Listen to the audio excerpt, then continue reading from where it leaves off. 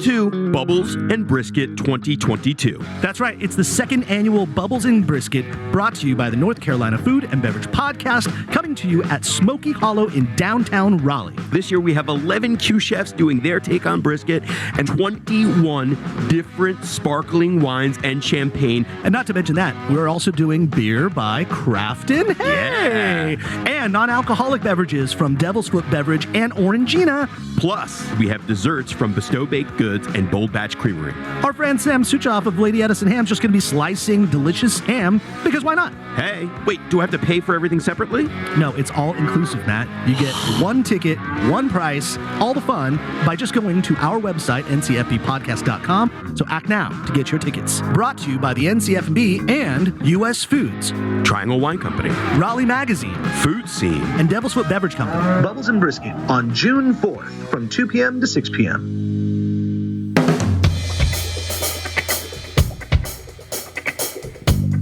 This is the North Carolina Food and Beverage Podcast. Thank you for listening, subscribing, and hitting subscribe on your friend's phone without them knowing. Coming to you from the Kitchen Studios in downtown Raleigh. This episode is sponsored in part by Spot On, tech that helps your business grow. Request a demo at spoton.com. And Joe Van Gogh Coffee, serving the community from seed to cup, taking particular care at every step to honor the bean. And now, forgetting to refill your water, it's Max Trujillo and Matthew Weiss.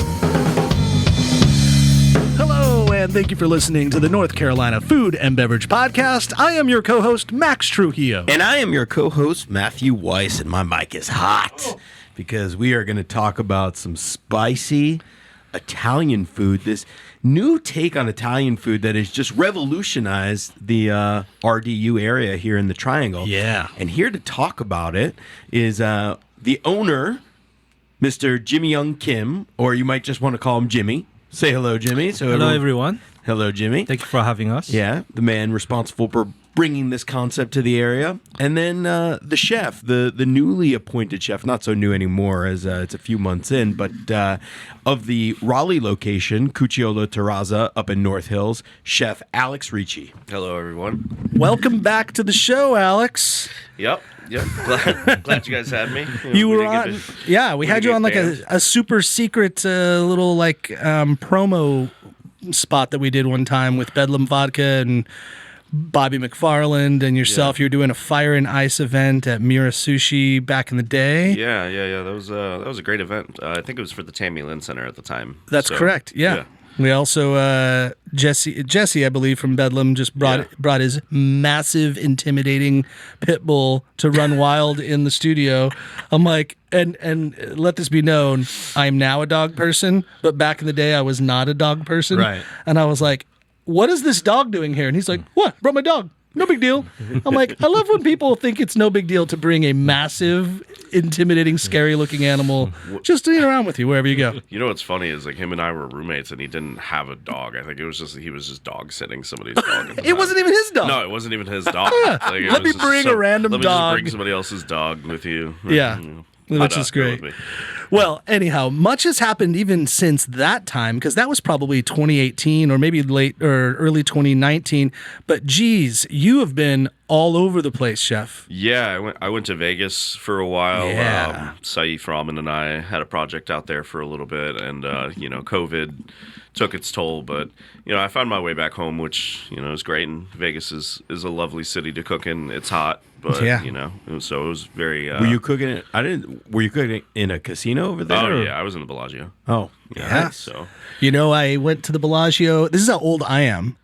I went to the Bellagio on Bellagio's opening weekend for my 21st birthday. That's how old this old guy is. And I was probably the first person to ever throw up in the bathrooms at the Bellagio Hotel.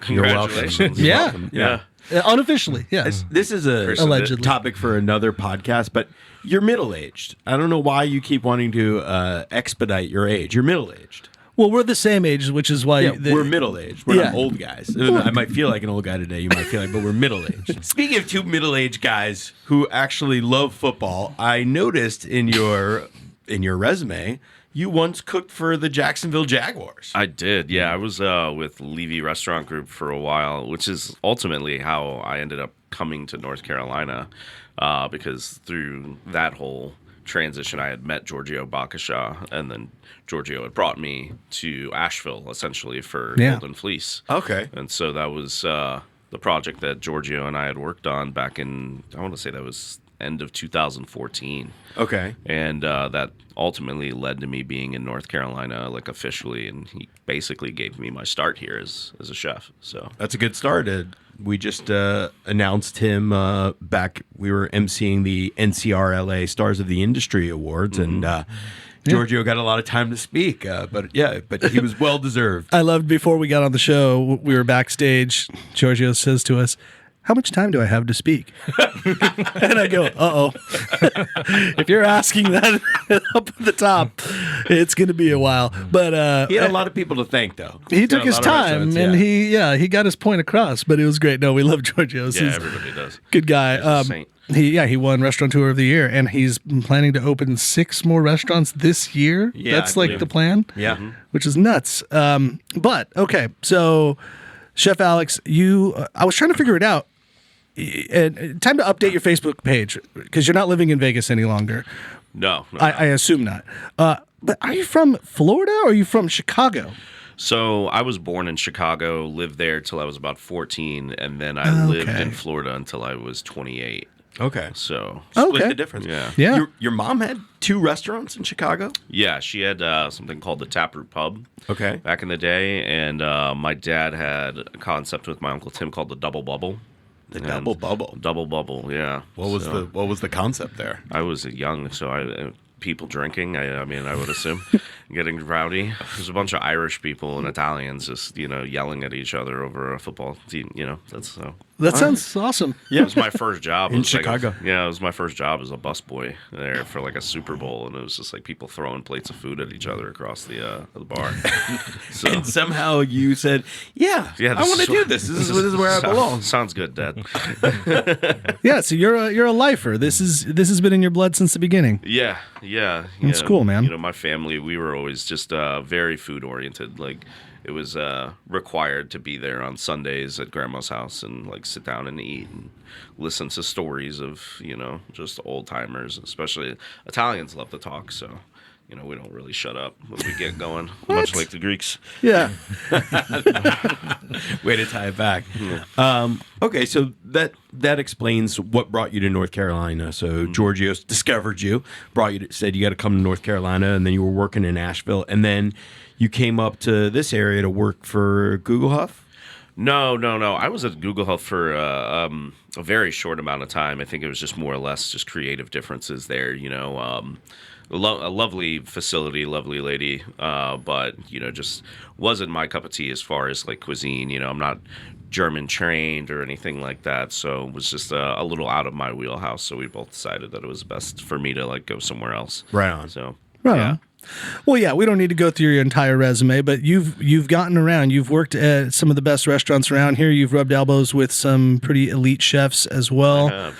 So with all that experience and that kind of mixture with influence both from Florida and Chicago, you're out there in Vegas, you're doing things with so many different places.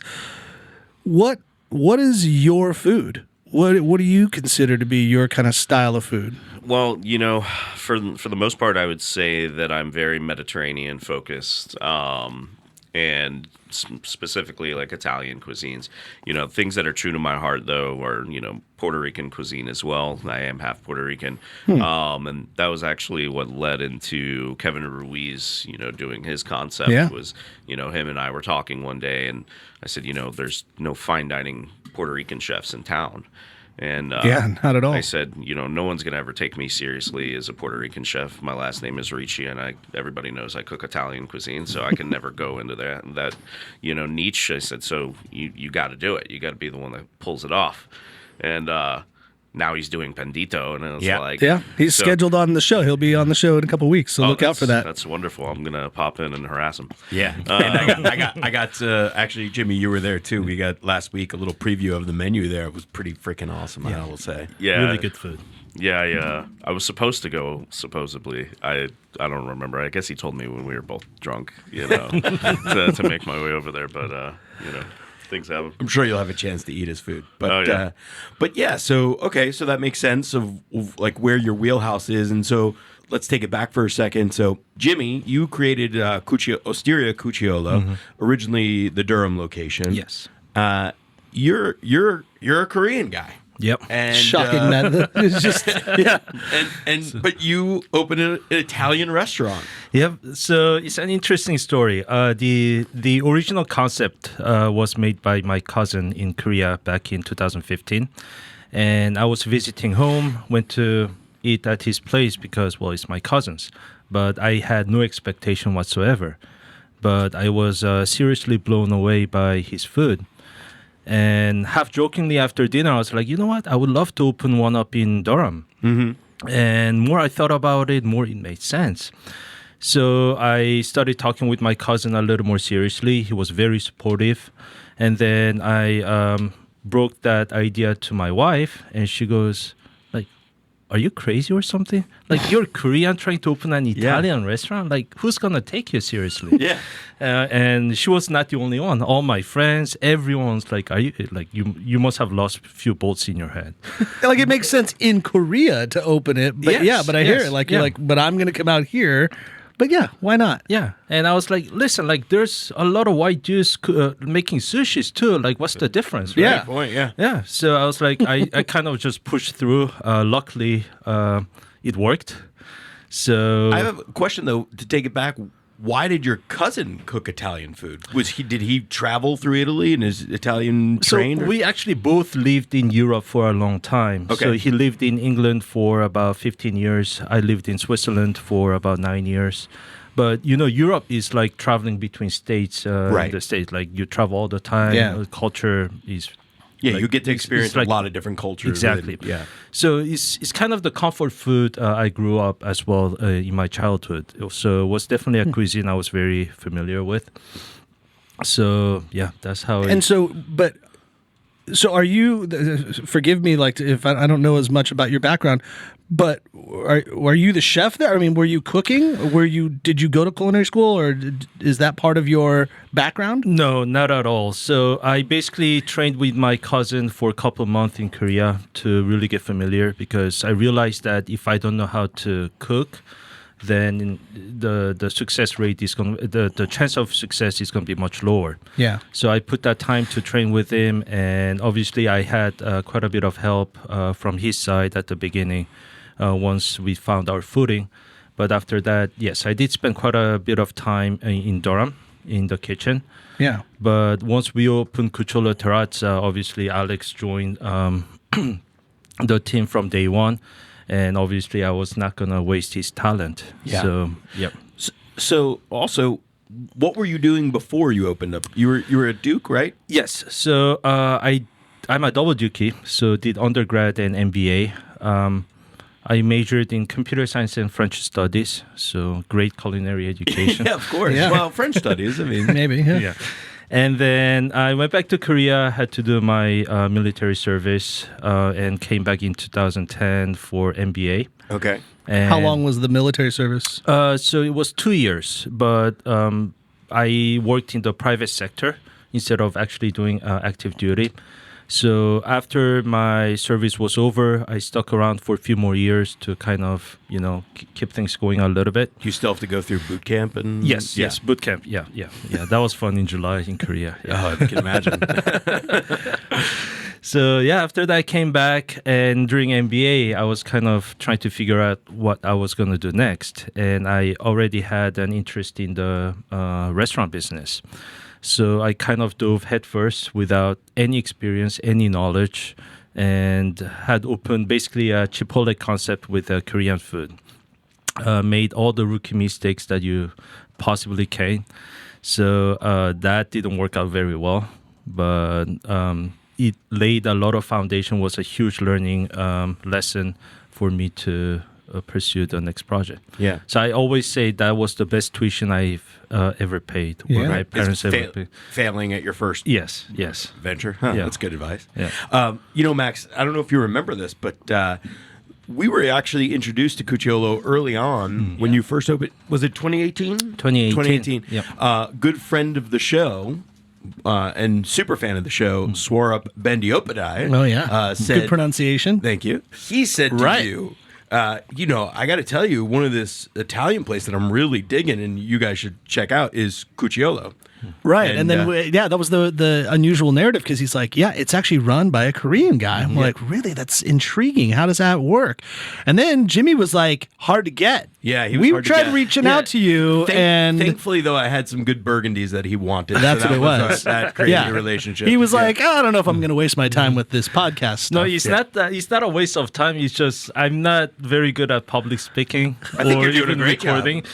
And I mean, having a little bit of backup here definitely Makes you feel convinced me to comfortable, come yeah. on board. Well, I do want to say I actually had an experience at Cucciolo Terrazza recently, but before I get into that experience, which was really, really freaking cool, I do want to take a quick break just to talk about some of the people that keep the lights on in our space. Yeah, and speaking that, now you have two restaurants. I can only imagine how hard it is to keep everything in one place and keep it all together from your front of the house POS to your payroll to your inventory systems. Well, I can tell you that our friends at Spot On can help you with all of that. They can streamline it. They put it on an app. Whatever you need, they basically custom built a system for you. The people at Spot On are awesome to work with, and they are great friends of the show. So please give them a call if you ever need any help with your restaurant systems. And it's a really easy call because Tanya Manibo is a local person. She lives actually out in the Emerald Isle, but she's in the Triangle all the time. And her phone number is 858-213-7820. That's Tanya Manibo, 858-213-7820. Or if you feel more comfortable emailing, you can just go Tanya M, that's TANYAM, at spoton.com. Yeah, and before we get back into it, let's sip a little bit of this coffee we have in front of us, gents. This is our Joe Van Gogh Organic Food for Farmers blend, which I really love this one. You can get right off the top a little milk chocolate, but then you get like some citrus, like a lemon zest in there, expertly brewed by Elizabeth over here, who's standing on a chair, probably going to fall if you hear a big thud. That's her. But this particular blend, Joe Van Gogh has partnered with Food for Farmers, which is a nonprofit that addresses food security in coffee communities and to bring you the new cause for coffee, which creates a real impact for farmers and their families. For each 12-ounce bag that is purchased, Joe Van Gogh will donate 50 cents to Food for Farmers, a nonprofit that addresses the food security around the world. So to learn more information, go to joevangogh.com and go pick up a bag yourself. It's delicious. That might be my new favorite blend of Joe Van Gogh. That's really delicious. It's awesome. All right. So, by the way, you're welcome for the experience that was provided. I only kid around, but my friend invited me to a private birthday party at Cucciolo Terrazza probably like a month ago. And it was my daughter's friend's mom's birthday, but now we're all friends. So it was my friend's party. And I cut out of Crafton a little early that night and I had to make a quick change in my car because it was apparently real swanky over there at Cucciolo North Hills. You can't walk in with a t-shirt that says Crafton on it. So I had to go throw on a nice pressed shirt and jumped in there. As I'm walking into this beautiful, I mean, the bar is beautiful. The dining room is well lit. It's It's a Louis Cherry, isn't it? Yes. Yeah. Oh, yeah. Former guest of the show, Louis Cherry, one of our favorite He was the architects. architect, and the designer was Laura Cushel, who's from LK Design. Oh, right. She's a neighbor friend, and it's the fourth project we've done together. So, Okay. yeah. Well, Yeah. it shows. It's For those of you who don't beautiful. know, it's stunningly beautiful. Yeah, it's- Louis, you'll know because he's done Death and Taxes and Crawford and Son and some great places. He might do something that I'll work on someday. Ooh. Anyhow, I walk into Cucciolo and one of the bartenders there just happened to be a guy that used to bartend with me over at Y Hill, Michael. And I see him. I love Michael, by the way. Yeah, he's he's a like great guy. salt of the earth, great dude. And he sees me. He's like, Max, what's going on? I'm like, hey, dude, I'm just here for a party. He's like, are you in the private party? I go, yeah. He's like, oh, you're a baller then. And I'm like, what? He's like, all of a sudden you had more status? yeah. I was like, oh, I have no idea what's going on. He's like, oh, it's going off in there. And I opened the door and my buddy who's celebrating his wife's birthday he's not buying bottles of champagne. He's buying bottles of tequila. And there's like shellfish everywhere, and there's just tons of wine. And then when I get there, because he knows me as a wine guy, he's like, "Hey, you're here, good. Just order wine. Order bottles of wine." I'm like, "What?" Okay. He's like, "Here," and he hands me the wine list. I'm like, "Okay, yeah, let's get this, let's get that." And I start cranking out just tons of wine. And I'm like, "Are we good?" And he's like, "Just do whatever." So we ran a crazy tab over there. And I was looking for you, Alex, but you were knee deep. I think you were working hard that night. You know what's funny is, like, he came up to me. He's like, "Man, these guys are buying bottles of Casa Azul." So I remember that party. Actually. Yeah, I've heard afterward that I he just drank quite remember a bit, Michael so- Gleason coming up to me. He's like, "Dude, they're buying bottles of it." And I was like, "How drunk are they?" And he's like, "Yeah." So Yeah, you're welcome. I spent no money on that party at all, but I rang the check like crazy. Yeah, you drove Oh, revenue. Yeah, so you guys could happy be you got open to do for that. one extra month because of us. Yeah, and then funny the part was, and the guy, our friend, he doesn't even really drink, so he drove all of us drunk idiots home. And This as is we're a guy I driving, need to be friends with. oh, he is really one of the best guys in the world. And he goes, "Do you know how expensive that tab was?" And I go, "I imagine it was big." He goes, "Well, it was real big." And then he told me, and I went, "Oh shit!" And he's like, "Yeah." He's like, "I didn't realize it was going to get out of hand like that." I go, "It was okay, right?" He's like, "Oh, we're good." I'm like, "Yeah, okay." And then that was that. But I have to say, my experience, I kind of felt like I was back in LA. I felt like I was just doing it the right way, and just the level of food quality, wine quality, and service. My favorite part about all restaurant experiences was top notch. So, like, just public service announcement: if you're looking to have a fantastic event or just a nice romantic dinner with your mate or whomever from some friends, that is my new favorite place to go. It was tremendous. thank you. And Alex, I will say, I mentioned earlier, like, update your Facebook profile, but we're Facebook friends, and I watched the food that you put out wherever you've worked. When it was in Vegas, I was checking it out. I was asking if you were going to Raider games, but I've seen you were doing some local restaurants here. I just love looking at the food you prepare because it's so beautiful. And I know a lot of chefs, and a lot of chefs make some beautiful food, but I feel like there's just something extra stunning about what you do in your plate preparation. Care to tell us a little bit, like, how you approach the plate? Because it's remarkable. I'm very impressed. Well, I mean, there's a multitude of things that go through my head when I'm creating a plate, and sometimes things just kind of fall in place, and that was something that I learned from Giorgio when I worked with him, is like that everything will find its home. And but sometimes it'll just be influence, from very normal things. Like we have a rabbit collegione on right now. And the other day, Jimmy and I were doing the dinner with Blake Gottlieb for the Autism Society. Yeah. And I finally told Jimmy, like, how that dish even came to be. And that was me just eating a black and blue burger. And it was like the combination of like Espelette and blue cheese and things like that. And I was like, I'd really just would love to put this into like a pasta dish somehow. Yeah. So, and then like trying to find ways to make it, authentic Italian and things like that. But, when it comes to plating and presentation, it's just a feel, and, one of the things that, I've majored in was visual arts. So that helped me out a lot in my time. But it's a multitude of things, friends, influence, sometimes I might see a painting that I like and, that'll lead into something. And sometimes it's just, I just want to start cooking and I just go with the flow, so.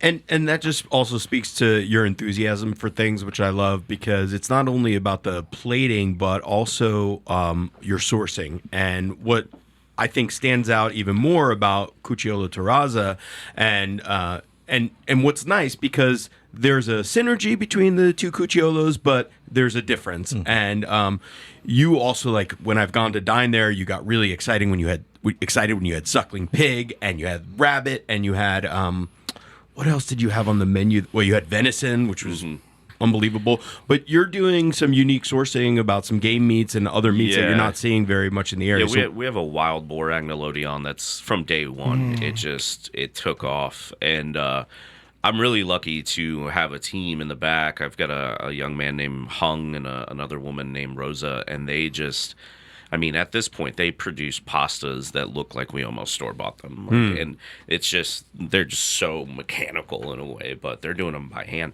And we're so fortunate to have that. But yeah, we wanted to do things a little bit differently in the kitchen. And in the beginning, we fought a lot of different stigmas, you know, like we had people get mad that we didn't have spaghetti and meatballs, and like, you know, Still do. I had, yeah, still. Sure. I mean, I had a lady come up to the window once, and she was like, "You're not authentic Italian because you don't have chicken parmesan." And I'm like, I don't know what you want me to say to you right now. Like, thanks. Like, Well, miss, that's actually a Central Italian dish, and we are more focused on it's It's Northern. an American Italian dish that has nothing to do with traditional Italian food, but yeah. Yeah, so I mean, we dealt with those stigmas in the beginning a lot, and I think now that, you know, we've been going for a little bit, people kind of see what we're doing, and the food has gotten a little bit more traction, and so I think people are really starting to see, like, Italian cuisine needs to change. It is changing, you know, and it's ever evolving. And if you go to Italy right now, it's a hot spot for, you know, culinary scenes. So we're just trying to basically mimic that here, you know, and then use my experience that I've had in cooking in places like Vegas and Florida and Chicago when I was young and growing up in that scene. So we're just trying to bring that flavor here, you know. Are you doing travel? Have you been to Italy anytime recently at all? No, I haven't been since God, was it 2008? Yeah. So I'm planning on going back, though. I mean, Jimmy and I were actually talking about like sometime in June. He's like, I'm going to be in Berlin. I said, you know what? I'll meet you in Berlin. We party for one night, and then we head down to Emilia Romagna, and There you know, go. we just eat for 3 days. So Yeah. Drink Lambrusco and eat all yeah, day. yeah, that'd be great. Yeah, the Trujillos have planned that next summer we're starting in Puglia and working our way up Italy. Oh, We might go for a month again. nice. So Nice. we'll That's see. awesome. But with that said, then you'll have to come with us and then, give us a roadmap of what to do. Actually, Matt, you might have a lot to do with that planning too. I could help you out a little bit. Yeah. But what I like though is, so it was one thing that I appreciate. You mentioned earlier, like Blake Gottlieb, although he's an old man, so I'm not going to add him into the same particular conversation. But Kevin Ruiz and yourself, there is the next generation of chefs that's coming into, at least like to the Triangle, and now that we've been doing this show for 5 years, you know, we've had, like, we recently had Chef Scott Crawford on, and he's kind of, you know, established, of course, and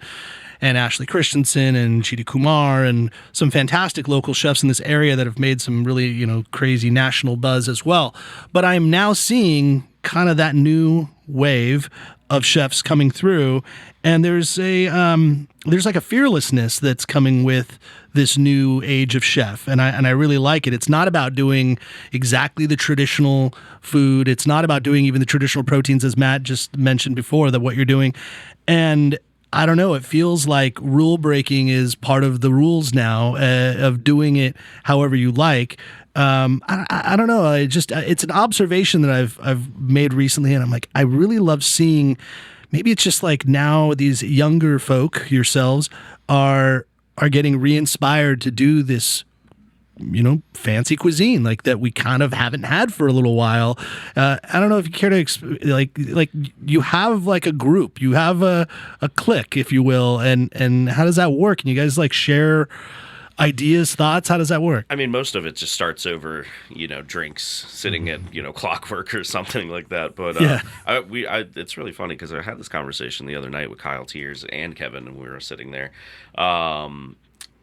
You definitely have to step out of your comfort zone if you're going to be noticed. And I think at some point when you're starting to like cross into your 30s and then you look at the years that you've been doing this, you're just like, okay, I've stayed quiet long enough. Like, you know, now it's kind of time for me to like step my game up. Yeah. And like, you know, everybody wants to do this for a little bit of recognition, you know. Anybody that says that they don't, like, Yeah. I appreciate you saying that out loud. yeah. But we do, you know. We put a lot of time You're not and effort immune into to our this. craft. Instagram social media era. It's No. a part of it's a part of existence. And I fought it for years. Yeah. I was like, no, I'm going to be the chef that's going to be, respected among chefs. And, I think that I've gotten a little bit of that. But at the same time, like, you see your friends going up and, the influence that you've had on them and them on you. And so you want to just be a part of it. And like you said, we've had so many chefs in this area that have done so much, Scott Crawford, Ashley Christensen, Ricky Moore, and when those people speak, you listen, Yeah. Yeah. and I will always have respect for the chefs that have paved the way in this city. But eventually the torch will have to be passed. Yeah. And so it's up to us to like make sure that we are keeping the food scene alive that has made this area so prominent. Yeah. And that was something like even when I was in Las Vegas, I was having conversations with guys like Todd Harrington and Rick Moonen, and they said the same things like about North Carolina and the Carolinas in general, that James Beard almost had to create its own category. Yeah. Just for how many chefs were coming out of here. Yeah. And like the list We don't even fit in the Southeast anymore. no, right? We just took it over. I mean, we're just dominating, Yeah. Yeah, And, sorry, Tennessee. I mean, yeah, it's like it makes you proud of the Carolinas. We Yeah. have some of the best agriculture in the world, in my opinion, Mm-hmm. and then just some of the people here are just so passionate about foraging and cultivation. So we have an advantage here that most people don't have. And Yeah. it's like, and I think with chefs like Ashley Christensen and Andrea Rusing and things like that, like they've influenced so much of the product sourcing and ethical farming practices, you Yep. know? So it just gives us a little bit more passion for the food and care. So Yeah. And I think that's, for me, just as an observer, that's really the difference, is the passion and the inspiration. Like when I see you guys out, and I don't get out much, but like I've happened to like run into you and Kevin a couple of times that you're talking about, and like every time I see you guys are talking about the dishes you're making or Yeah, the dishes they're you're thinking obsessed about. Yeah, like with and food. the enthusiasm and the passion is really present, and that's exciting. yeah, and we all feed off of each other, I mean, Bobby McFarland, I mean, that guy probably facilitates more passionate conversations than anyone that I know, because he's just kind of a guy that like makes you start to think, and then it just kind of snowballs from there. Yeah, Bobby's been like moving in the shadows right He's now, a but company chef now, as Yeah. he's called it. yeah, he's a but company he's chef. been moving in the he's doing a lot right now. He is. He's doing all the work over in Utah right now with the Borison brothers. He's opened up a few restaurants out there, and then Y Hill, and they've got a new project that they're doing as well. So Bobby is definitely part of that team, but like you wouldn't know because he hides in the shadows. Like you're like, wait, what? Where's Bobby? It's like, yeah, he's just he's doing a whole lot more than you Yeah, know. he's just steady making moves and doesn't tell anybody about anything. Yeah. you know? Well, he does if you talk to him, but yeah, you gotta Yeah. Yeah. How did you guys get together? How did you guys come You and across Jimmy, each you're other? saying, not Yeah. Bobby, but yeah. I walked in and said hi. Is that really like you heard he was opening? And Yeah, like I was on a literally- ladder I was putting some light bulbs on, and Yeah. he just walked in. Yeah, Oh, wow. That's I was, how we met. I was just walking by and like I saw the restaurant and I was like, oh, what is this? And I just popped in and I saw it was under construction and I just was like, hello, how you doing? And he was like, what's going on? what a novel way to He's start like, a conversation. He was like, you want to work? And I was like, sure. Yeah, I'll see you on Tuesday. And then like I just came in with my knives and we just started cooking. And I think at first there was like the idea that there's like a perfect recipe to making a restaurant.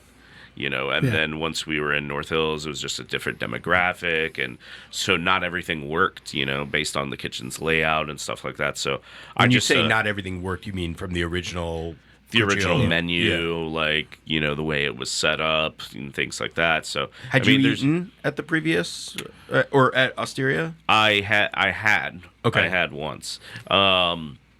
That was a long time ago, but then I went over there and worked for, I think it was only one day that I worked Yeah, over there. you didn't spend much time. No, there. I didn't spend much time there at all. But we were just so, in the weeds over at Terraza. So I just told Jimmy, I was like, yeah, I'll help you get it straight and underway. And then just one thing led into another. And then one day, Jimmy pulls me in the office and he's like, hey, I need you to be my chef. And I'm like, okay, all right. Like, this is what we And can this do. is the guy who came in. He was like, I don't want any responsibility. I just want to keep my head down and cook. Right. Yeah, Yes. I mean, I did. I wanted to take a break for a little bit because, so, eventually you just realize that this is such an encompassing job. And like you said, every time you're out, you're talking about dishes. Every time you're out, you're talking about kind of like status. Sometimes it gets old, So, yeah, I just wanted, but I also can't sit at home. Right. Like, I just can't do that. Yeah. So, Yeah, but it's different when you're actually cooking and working versus the chef and managing people and payroll. And exactly. And, you're also dealing with so many different personalities. And, the one thing about Jimmy and I think that just from day one, it was just good synergy. We work well together. And he's not a restaurant owner that will not admit when he's wrong, and so that's been something that's been huge. Like, Jimmy's like, wait, I didn't sign on for that one. What?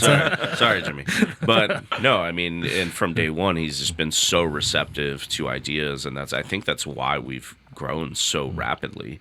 It's just that mutual respect for each other, and we can actually tell each other, like, the problems that are happening, and we find solutions. That was a thought I had. Is I'd like to know about, for one, like the culture that you're kind of creating in your kitchen, and also just Jimmy too. For two, I should say. You're from Korea, but then also from Europe, and you already created a restaurant in Durham. So then, with all of your experience connected with Alex's experience, what is the kind of internal culture of Trujillo Terraza, and what's it like in the kitchen there, like comparatively, to what we know about traditional kitchens and kind of in a fine dining scale? Well, I think COVID made things a little harder to really try to build a culture, but I think we're finally getting there. I mean, my philosophy is that, restaurant is especially in a restaurant business, it's a team effort. It's not a one-man show. So you kind of have to really get people who are responsible and enjoy working together, and they trust each other, and you just sometimes have to let them do what they're best at, because you cannot control everything. And so we always try to adapt to the people we have and kind of let them fly. That's kind of my philosophy. That's like another football reference, right? Like, you have the coaches who I want you to be in my system and you're going to run my system, or I see your talents and I'm going to highlight and run the system around you. Yeah.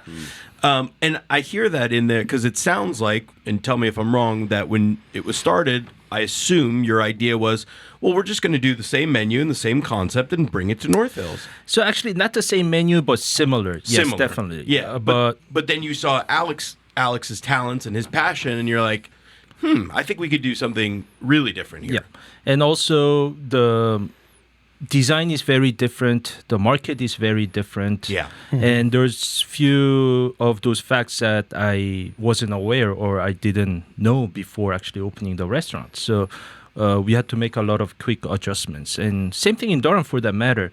When I first opened, I envisioned a much more casual place. But the team I had in the front of the house, the managers actually came from the fine dining background, so they, from day one, implemented a lot of those more details of fine dining.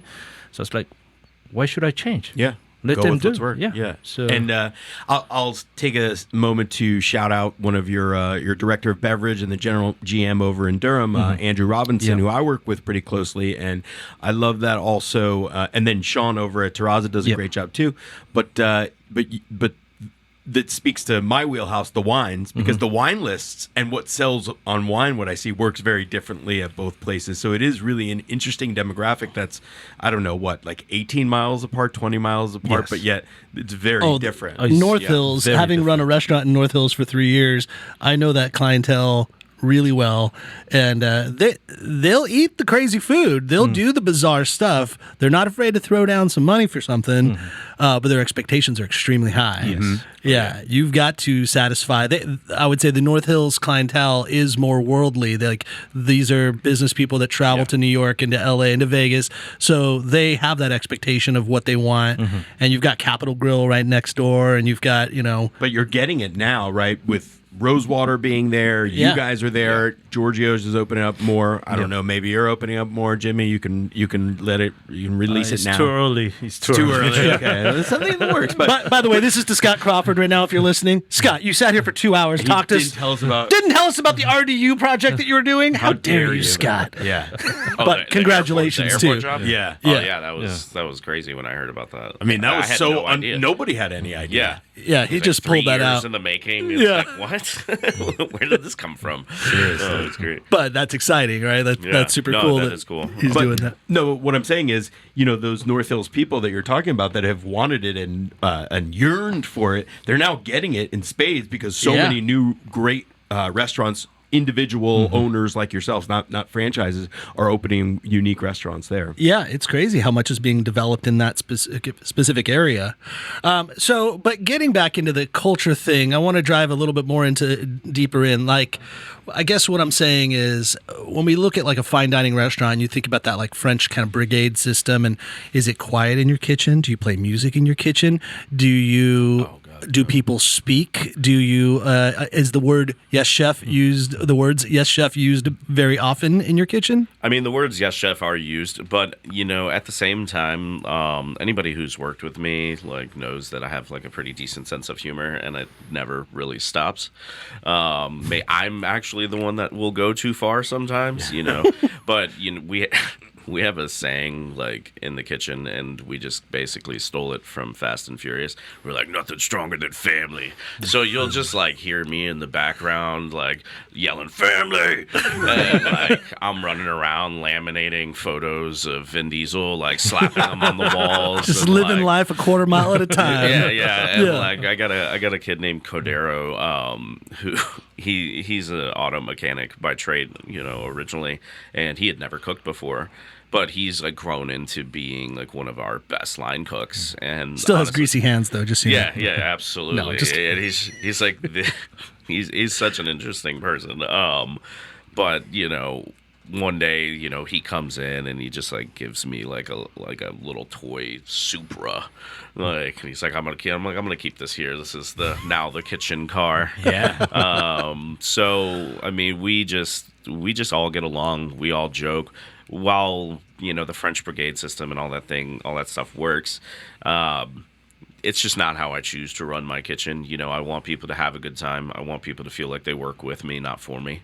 And that's how I've gotten the best results. And when I was younger, I was probably a little bit more of a hard ass, and I believed in that system and that whole Escoffier Brigade thing. But truth be told, I think that's just dying. I think that system is dying. I think it's not conducive to a creative atmosphere. And, I wonder It's a though. different generation too, in terms of society in general. Yeah, I Those agree. days I think they're gone. Yeah. You need to have them buy into what you're trying to do, rather than just telling them that Yeah. you need to do this. Yeah. yeah, and The one thing I appreciated though in that Brigade system, because it's very militaristic, is there was a Let it there's go, Max. what? Let it go.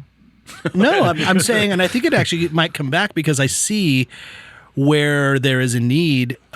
People want to be recognized, and they want to be heard, and they want to be appreciated for what they do. And in the Brigade system, even though you're quiet and whatever, you get ranks, and then you're here for a while, and then now you're the chef de tournade, and now you are the chef de saucier, and you become an owner of a thing, and it's all about these types of it's discipline, but then it's also reward, and it's how people kind of step up. And we've been doing it for so long where no one has a title. It's there's a chef and then there's just a bunch of cooks.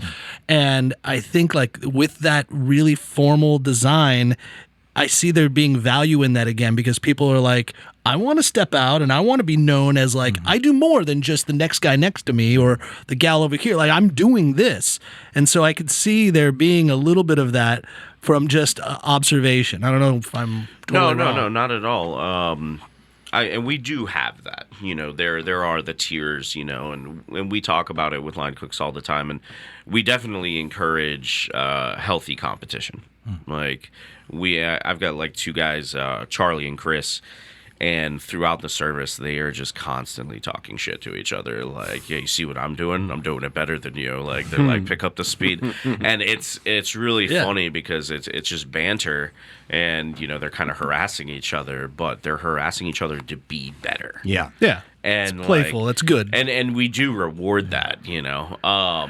And my chef over there, Ryan, he's just like constantly encouraging it and instigating it, and it's great because we like our walk-in is spotless at this point, like at all times. The tables are always clean. Yeah. You know, the kitchen is silver, and it's like there's just a new way. You know, and like it goes back to that statement that I said. It's like I think people just want to work with us rather than for us.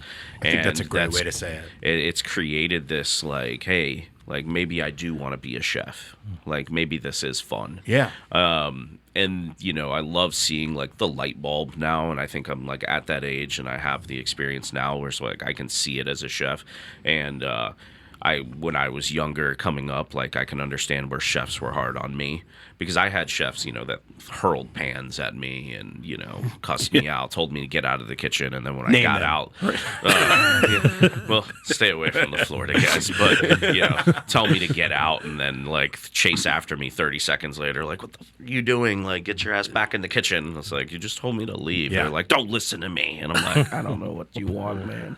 But, now I think, you know, we're creating systems that just get people more intrigued in food. And I'm not going to lie, this is probably the hardest generation of line cooks I've ever seen. It's a tough code to break, you know, and get them excited and get them to want to do the work. I think that there's a little bit of complacency in the industry right now.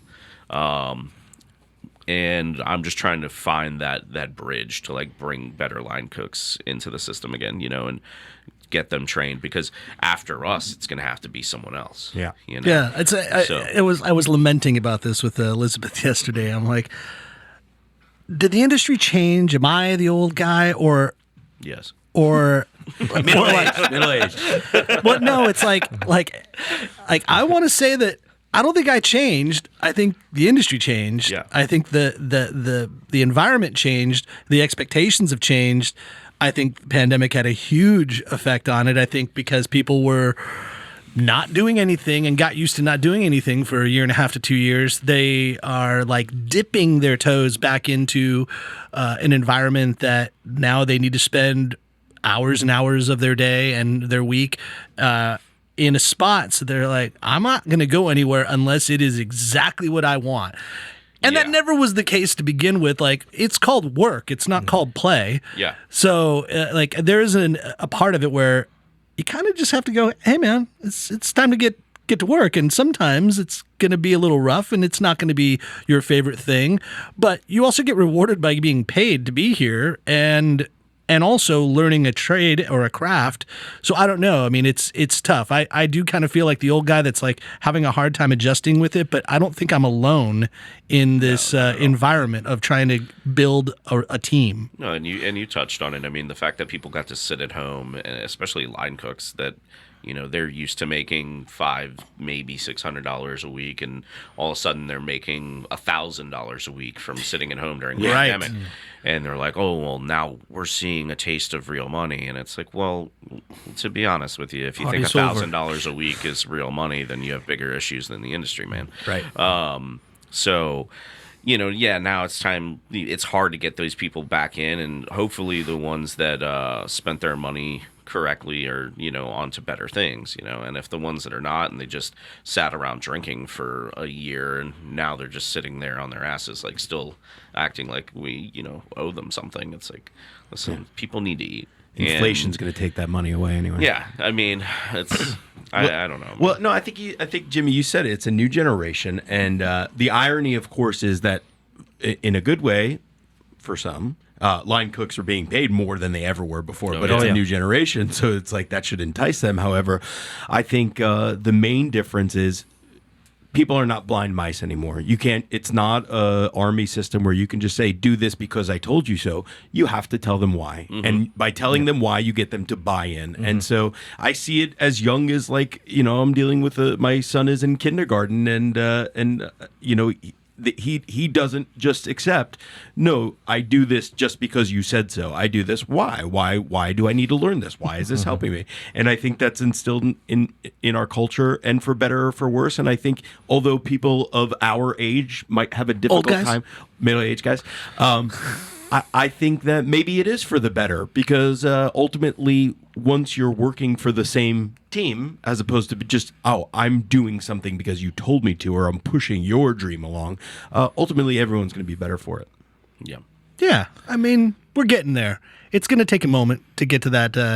And I mean, good. Look how long it's taken us to get the people in the kitchen higher paid to, and it's still not balanced in any sense. And this is from a front of the house guy. Like, we're finally getting to a point where that wage is becoming more balanced between front of the house and back of the house people, which I think is a great thing for our industry. That remind me, Chef, are 90% of the problems still front of the house related? They're Just gonna stay quiet. Good to know some things haven't changed. Yeah, it's gone down to 85%. You haven't put cigarettes out on the arms as they cross over the line like our good chef has done. No, I'm not Marco Pierre Whiting. Not exactly. Yeah. I think maybe we were on that post. Somebody was talking about that. I was laughing about that. They're like, "That is just not cool. Don't sensationalize the way chefs were." Blah blah blah. And it's like, let it go, bro. It was just. That was a point was made then. It's not to like embrace that's the way we want it now. Yeah, I hate when people infer that I'm an alcoholic while I drink my whiskey. You know? Assholes. Well, so because you are of this new school, and we've talked about Kevin as well, and we'll have Chef Kevin Ruiz on the show soon. But I'd like to know, like, what should these middle-aged men over here and everybody else listening, who should we be looking at? What's happening in this new realm of food and dining and drinks and whatever? Is there anything that like is really catching your eye? This goes to both of you because you're both in the scene. And Jimmy, you're there both in Durham and in Raleigh. So is there any other restaurants in the area or spaces that really are exciting you? Well, I think, obviously Bendito is going to be huge, in my opinion. It's taking over the old High Top Burger location. Yeah, and, when we needed help and when I was putting out a new menu, I called Kevin immediately, and I was just like, hey, I know you're waiting. Like, will you come help me? And he, without hesitation, was like, yes, I got you. And so I'm going to go over there and help him. And I told him, I said, I don't care if I have to work 7 days a week until you find line cooks or whatever, like Bendito will be successful. So I think that's going to be a huge one. Anything that Bobby works on is going to be good, obviously. So, and you said it earlier, I haven't eaten his food actually there, but you mentioned Kyle Tiers. I'm interested to hear what he's at the helm of St. Jacques, which is under new ownership. I don't think I knew that. Yeah. Kyle, you're at St. Jacques. Where have I been all this time? So, and it's funny, like I met Kyle in Asheville, actually, when he was back at Strata. And the other day when we were doing the autism dinner, he like had reminded me of that. And I was like, holy shit, like it's been that long. Like, and we've always just kind of known each other like through reputation. And, he informed me of, some things like St. Jacques only got like 2 years left on the lease. And then there might be something. I'm not going to speak on that. Okay. Because, you just did, but you're not going to. I'm not going to speak on anything further than he said, but because I'll let him, speak for. But I think, he's always been known as a really great talent. He was at Whiskey Kitchen for so long. That's where locals would have known him. Yeah. Yeah. And, all of those guys that, we worked with at the dinner were just, all the food was amazing. The guy that listens to the show more than anybody is Justin, who was there. Justin Wright, worked with me over at Standard Foods. He's probably listening right now. Hey, Justin. Hey, but Justin. And he does a fantastic job too. He's out there in Kinston, the Chef and the Farmer. Yeah, and and then Saif has always been a pretty big influencer. Here, even though for a while he went under the radar as well. He kind of just kept his head down and his knife moving. But I think everything he's been doing at Vidrio, it's starting to really like be noticed. And I mean, you always go there. It's a fantastic meal. So, I mean, those are the guys that I always associate with. And then obviously Oscar at Cortez is anything the guy puts out fucking delicious. So Yeah. I love that we're getting back to chef-driven restaurants, right? Like Yeah. just reeling off all those names makes me more inspired because I feel like for a long time, no offense to all my pit masters and my barbecue guys, but like all of last year and the year before, it's like we were talking barbecue because that's all that was existing for a while. It's like it was curbside and it was food that could be easily takeoutable and all that. And it's like, now can we get back to using a goddamn plate? I felt like a couple of years prior to that, it was like everybody was focusing on diners, you know, and it was like everybody was taking that like pools influence, and Right. they were just like, oh, I want to do another diner style concept. And Yeah, then it's like a barbecue. chicken and waffles and doing real easy fare. It's- It's like, yeah, and it's like it's great. It's like let's flex. Yeah. Let's be chefs again. yeah, But also, Max, let's not forget about barbecue because you and I Oh, this is totally different. This had nothing to do with the other thing that I was talking about. creating an awesome event that incorporates Bubbles and Brisket. You Yeah. heard about it at the top of the show, but it bears needing reminders.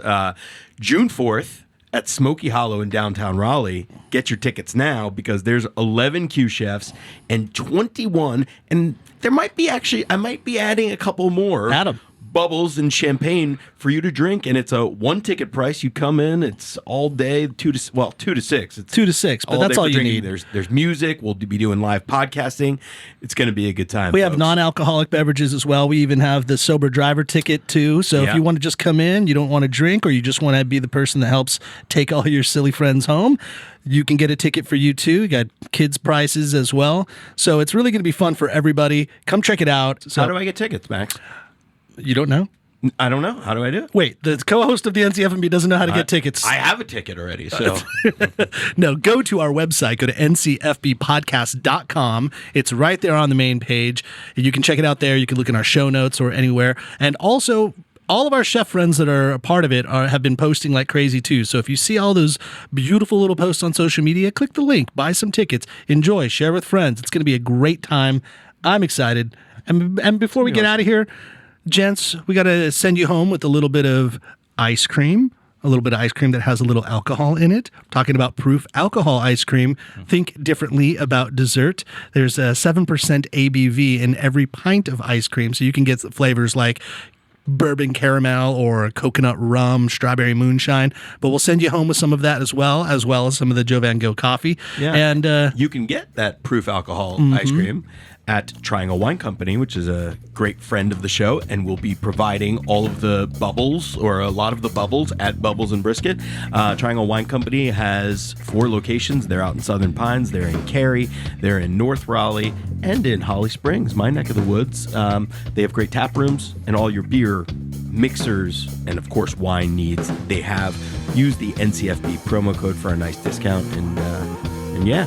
Yeah. Do you guys have anything that we need to plug? Any other dinners coming up or new menu changes that we want to mention here? I think that are we doing the wine tasting on Thursday? Is that you? You and I are tasting wine, or you and the crew are tasting wine on Thursday. For the wine dinner next month or something like that. I think that's something that's going to be going on. That's with not with Matt. no, Oh, that's yeah. what the That's better. different. That's what the better wine Yeah, rep. you should cancel that right now. Yeah. So But I will be there on Thursday. Sorry, But we Matt. should definitely talk about doing a wine dinner. That would be fun. Yeah, we should. Yeah. All right, let's do it. But we'll promote that when it happens. But until then, go to Cucciola Osteria or go to Cucciola Terrassa in North Hills, and you will eat and drink extremely American. Thanks for listening to the NCF&B podcast. And if you've stuck with us this long, review us on iTunes, and remember, 5 stars are encouraged.